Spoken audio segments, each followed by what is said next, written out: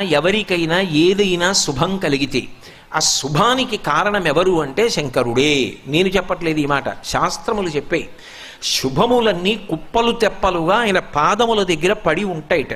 ఆయన అనుగ్రహించాడు అనుకోండి, ఓసారి ఇలా అంటాడు అంటే అది ఎగిరి వెళ్ళి ఇంటికి తోరణంగా పట్టుకుంటాడు. అందుకే ఒక గడుసు కవి ఒక మాట అన్నాడు, నేను ఓ పువ్వు పట్టుకొచ్చి మీ పాదాల మీద వేశాను అనుకోండి, నేను వేసినది ఇది పువ్వు, మీ పాదముల మీద ఉన్నది ఇది పువ్వు.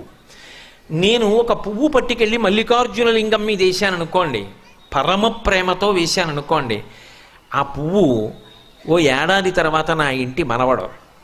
నేను ప్రేమతో వేసిన పువ్వు 2 ఏళ్ల తర్వాత నా ఇంట్లో మనవరాలు. నేను ప్రేమతో వేసిన పువ్వు నేను కట్టుకునే ఒక ఇల్లు. నేను వేసిన పువ్వు నాలో కలిగేటటువంటి భక్తి. నేను వేసిన పువ్వు ఏ వయస్సులో నాకు రావాలో ఆ వయసులో